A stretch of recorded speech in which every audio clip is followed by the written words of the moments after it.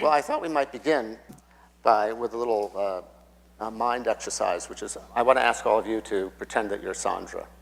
You want to be a painter, but today painting is no longer at the center or mainstream of art.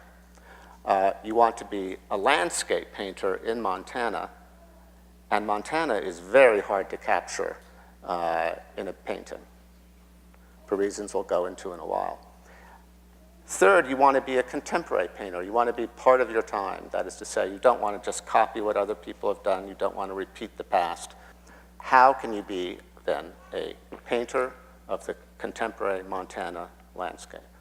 Not an easy task. Sandra and I have spoken about it at length very many times in the last years. And she recently sent me, really as part of our ongoing discussion, an essay that had been written by Guy Davenport that I hadn't read. So Sandra, why don't you tell me a little bit why this essay had this, why it interested you? I responded to it because it was about recovery of primal energies. And landscape to me is about primal energies, being in landscape, not necessarily landscape painting as we know it. Well, yes, actually art has often progressed or moved forward, if you can use that phrase, move forward, by looking back. It's often a recovery of past things that give people a new idea about how to move into the future. I think that it stays contemporary, using these archaic notions, in part because our own civilization is desperately losing a sense of touch with not only the landscape, but with many things. It's a contemporary problem. So Sandra's work is, I think, very much in line with this feeling of recovery, and that's such an important really job or role that we have living right now today. Yes, and I did choose to move to Montana because I was already exploring landscape.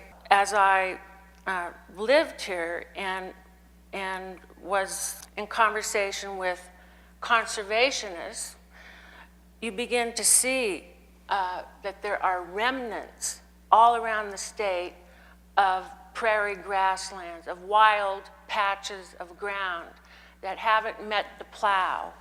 I find them kind of primal places. And so that's my evolving sense for landscape. It is. Landscape is really, it's sort of the wrong word for you altogether, because landscape sounds like the land has had a haircut or something, right? It's been scaped or sculpted. But that's not really what Sandra is doing. She's interested in a harmonious relationship, but she's going back before that to, as she says, more primal material. And so the word landscape almost doesn't apply, does it? No. And in fact, I rebelled against the term landscape. I just thought landscape didn't apply to how things were moving forward. The tradition of landscape, like Constable, is framed within a rectangle, does stop. You are removed. I see the painter really as kind of a spectator and is painting something that's at a distance. And while certainly I've had that experience myself, it's been my motivation to move in closer, very close as I can get, as close as putting my hand inside a bird. So that is a very different experience. Think of what our society does with the idea of the picture window, how we love to have a house with a picture window. And picture windows are very nice, I'm not knocking them, but you are looking through the glass at something else. That's kind of what a landscape painting is. What Sandra does is move into the landscape. In other words, you go through the window and into the stuff itself. I am still using the rectangle of the canvas, the traditional rectangle of painting. I like it. I don't feel a need to do shape paintings. I don't feel a need to do installation. I like that illusionistic space. I think it's very much a part of our interior experience. The marks I make are really, I see them as stimulated by not only the moment when I hear a bird sound and I make a mark, which it defines a space and it might be behind me. But it also is stored muscle memory, it's stored emotional memory, really, which goes back a lifetime. Well, so the pictures are conveying an experience. They're not describing exactly an experience in the land, but they're conveying an experience of being in the land. That seems to be your motive, something that you're trying to summon that sensation, which is a very complicated sensation. When you're walking in one of these pretty primal landscapes, all kinds of things are going on at once.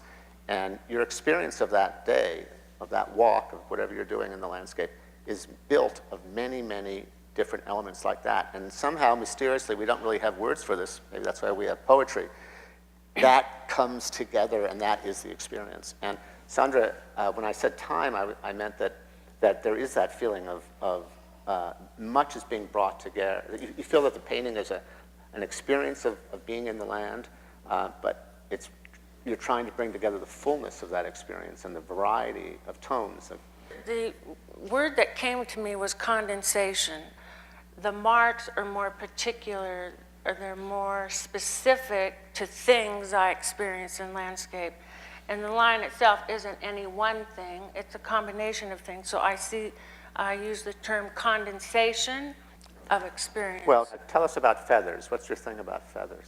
I went to the museum, Metropolitan Museum in New York, had been living in Montana, had been hunting in Montana for some years. I walked into the pre-Columbian room and saw the featherworks of the Wari that are in the Michael Rockefeller collection. These are from Peru, from 600 AD. They're beautiful, beautiful plumage of tropical bird feathers composed in these wonderful designs. And so as I was looking at them, they felt familiar. Now, why would they feel familiar? And then I felt, well, these birds are from a particular landscape in the Amazon and evolved in that landscape. And then I realized, well, I have bird feathers that I bring home, and why not use those? And you quite literally use your thumb. I mean, in some of the smaller Yeah. pictures, she's cut the feathers so that they could almost be a brush stroke or a finger painting thumb stroke.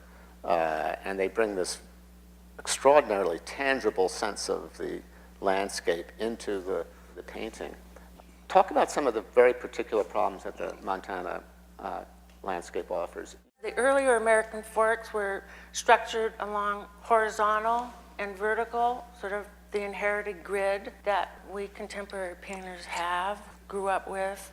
I liked what happened in those paintings. They got at something, and then I thought, take a big risk, get off that grid. Then I found, quite naturally, sort of the organizing principle was this rotation. It's quite mysterious how you get that feeling of scale and 360 and what is actually a two-dimensional canvas. If you're trying to convey the experience of being in the Montana sort of landscape, especially the high plains experience, you have to somehow convey both very small things and really almost limitless things, kind of at the same time. I would say it's really my experience in the field has made me very aware of the 360 horizon, not the two-dimensional traditional landscape painting. That is a very different awareness of landscape, and I find it very exciting.